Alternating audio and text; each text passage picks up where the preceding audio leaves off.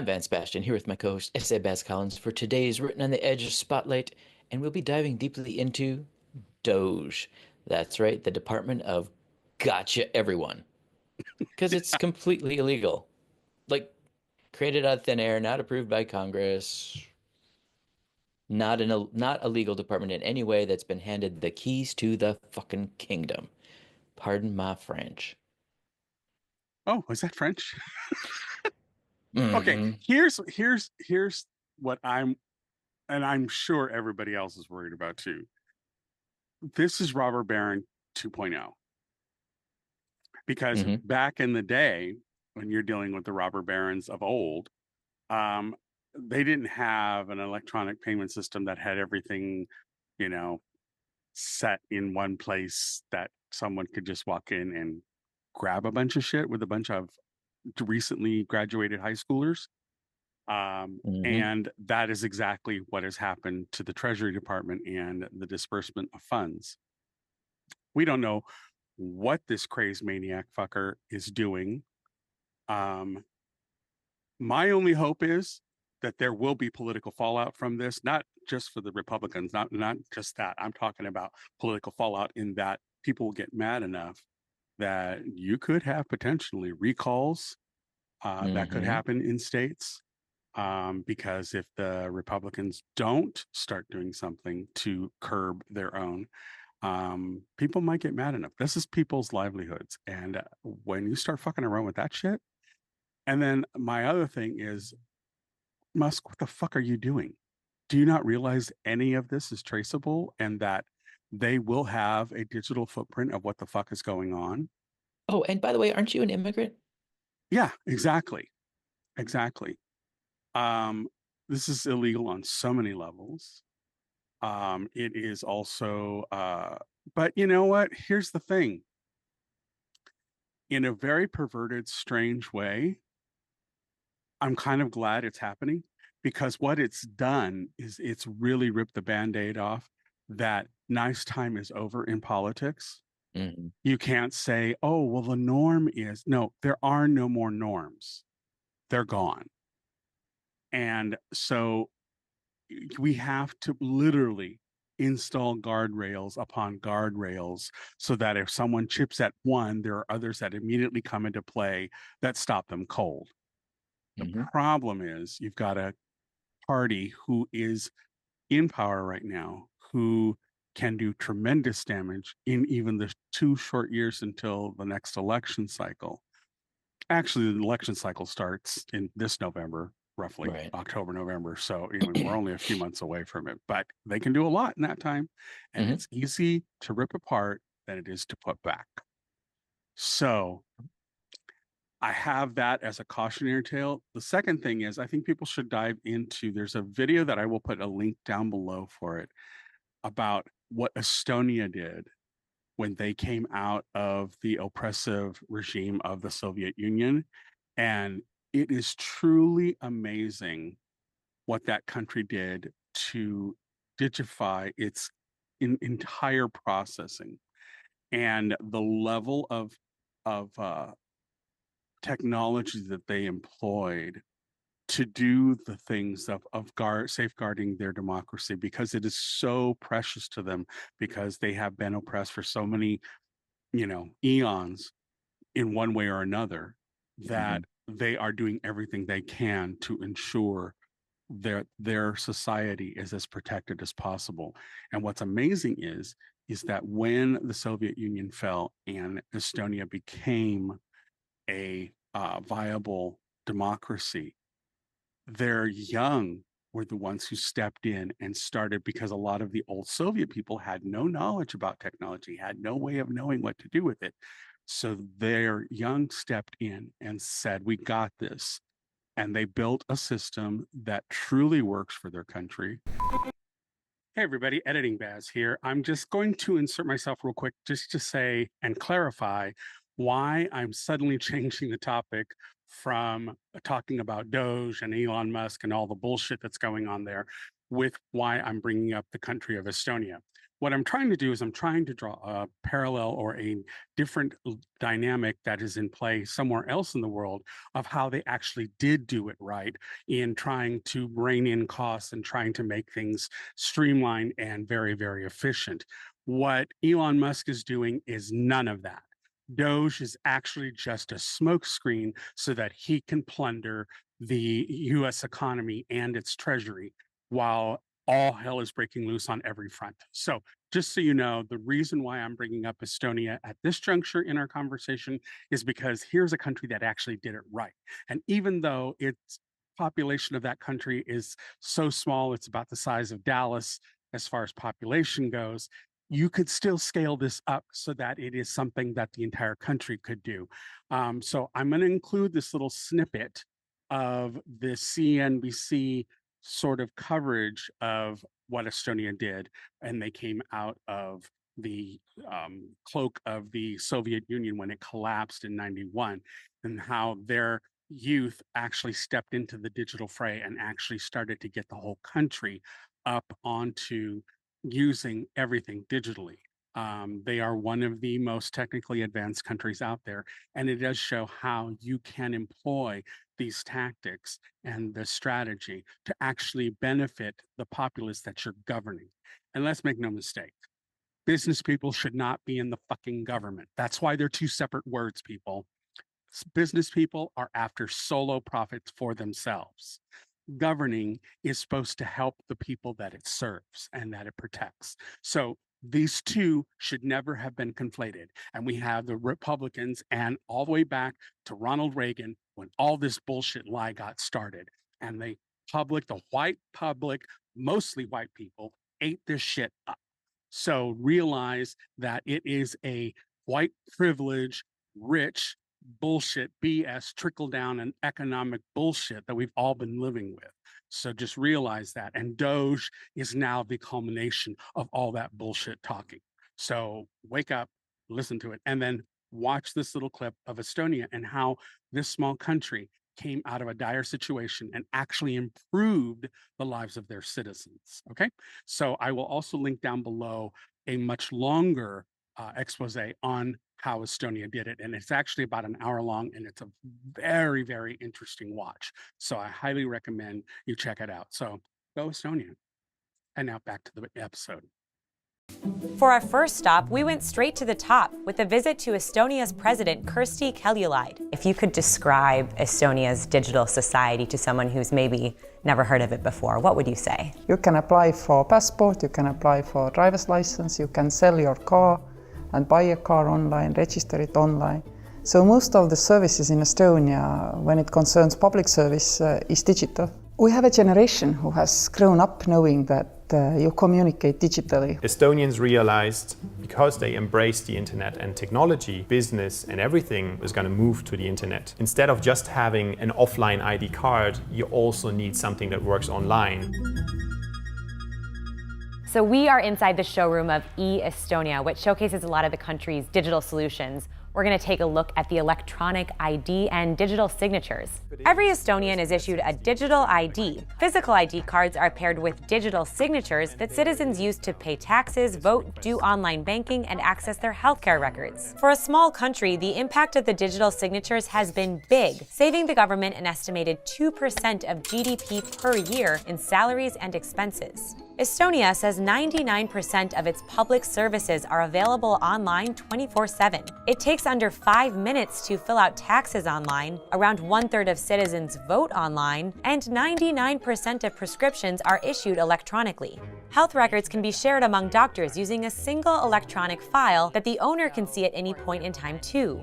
So here you can see a list of doctors that I have been in treatment with. Everything that regards your health record, your health, this is here.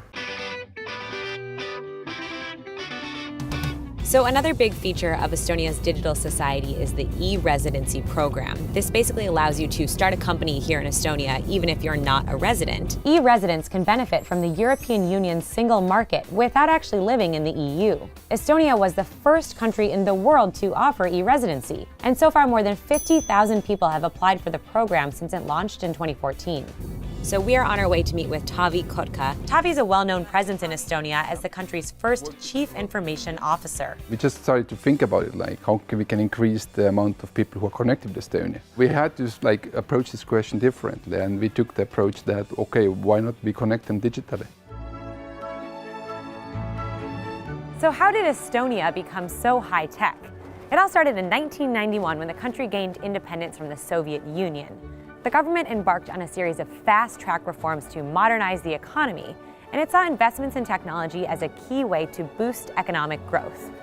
By 2000, all schools were equipped with computers, and today children as young as 7 years old learn how to code. The government also offered free computer training to 10% of the adult population. These efforts helped raise the percentage of Estonians who use the internet from 29% in the year 2000 to an impressive 91% in 2016. Skype was one of Estonia's early tech success stories. The video chatting company, which was bought by Microsoft, was founded here in 2003.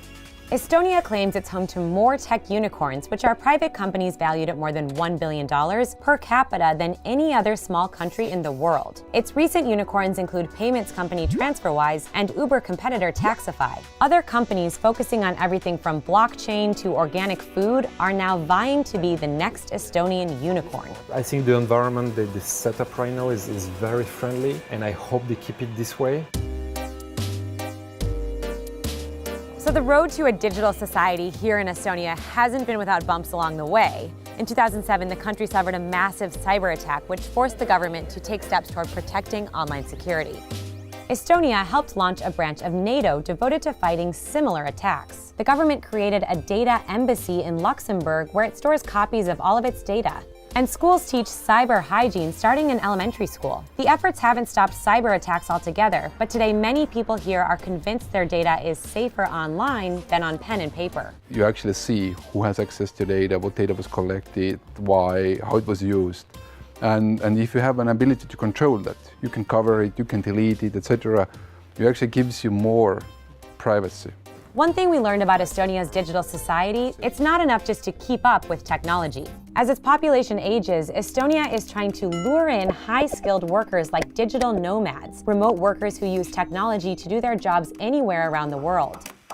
We're heading in to meet Carolee Hendriks. She's the CEO of a company called Jobatical. She's working with Kiilu Vansi from the Estonian Interior Ministry to develop what would be the world's first digital nomad visa. It's one example of a public-private partnership at work. It really reflects on what our whole immigration policy is about. We want to attract talented people, entrepreneurs that are beneficial to our society, to our economy. Do you see it as important to be attracting skilled workers? The loudspeaker of the world, which means United States right now or Brexit, it kind of seems that loud is closing down, but there's a lot of countries who are actually thinking about how to make it easier, how to attract people. Where people will move will very much define the failure or success of economy, right?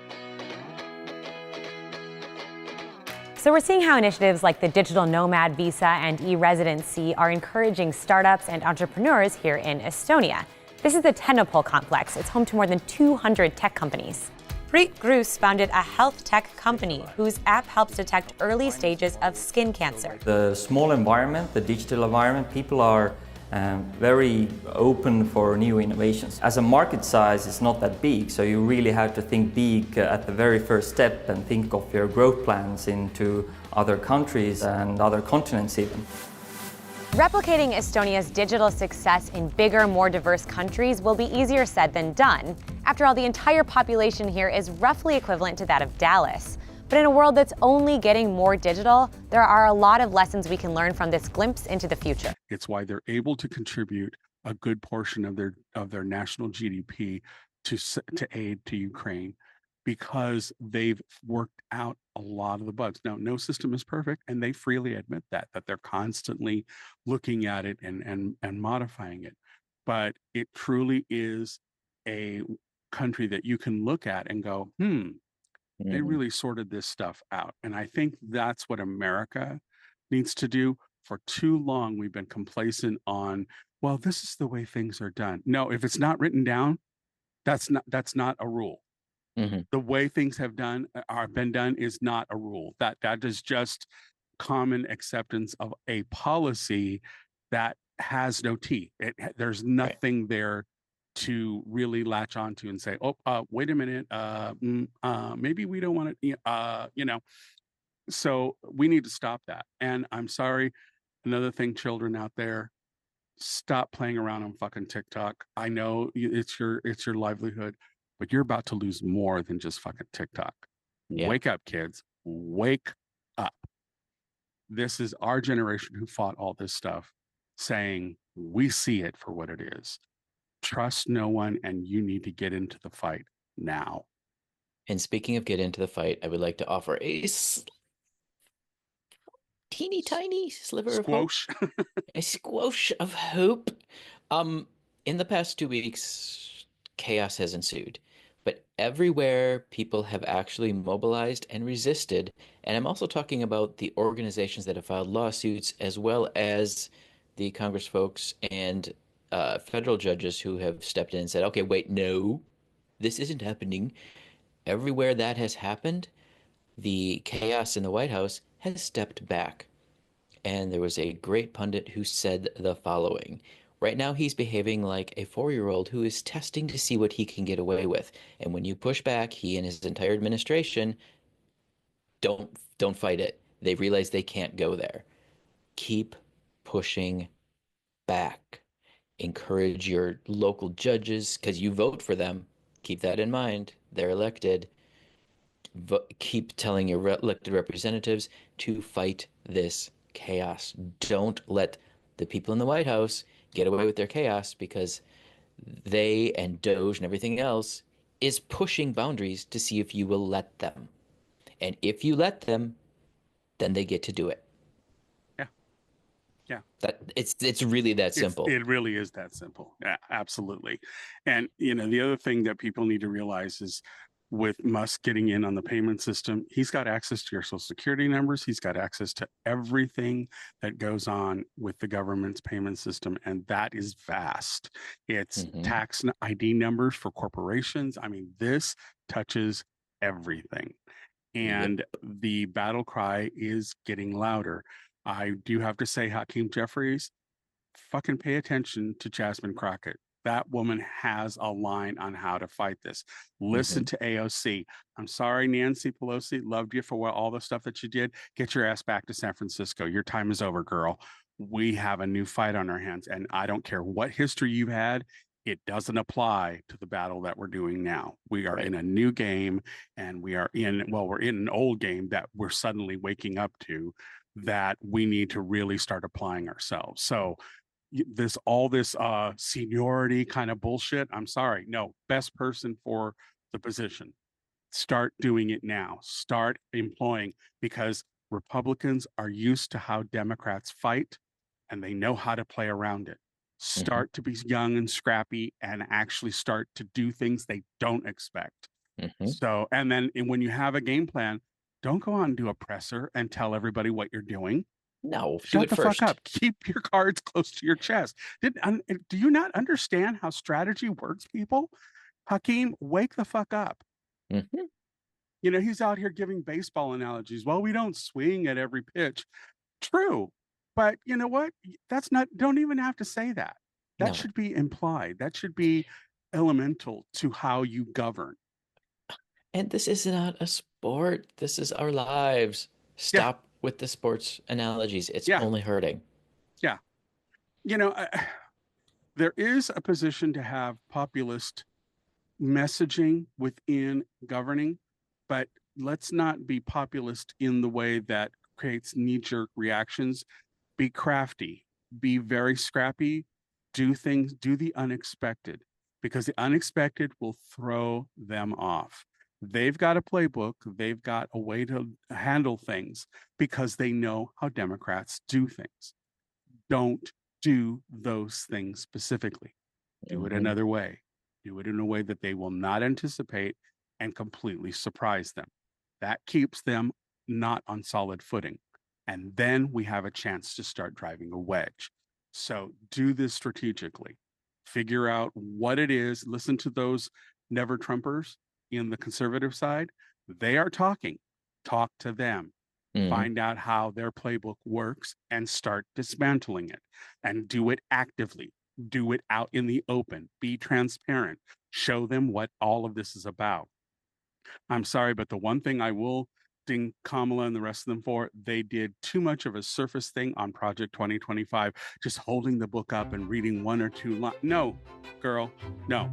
It needed to be much bigger than that. It needed to be so in your face that people could not deny it. And unfortunately, I think because of the short election season we had with Kamala and Trump, people did not see everything for what it was.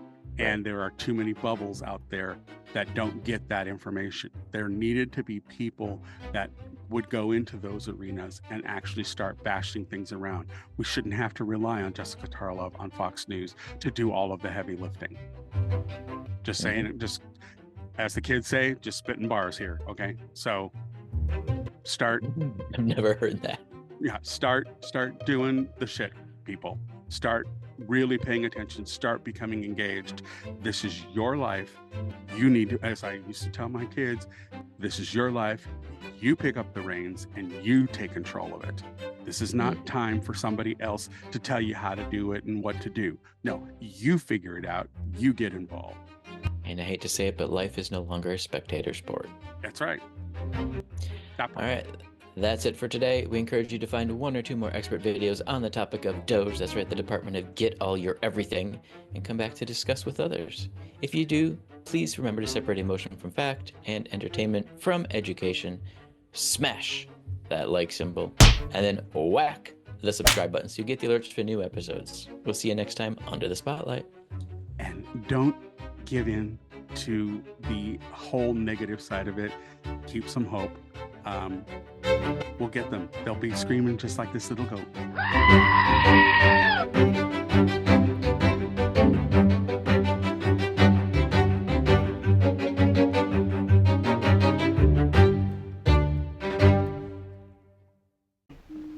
Oh, what's that? Closing time. Bums Rush and Melody, dear.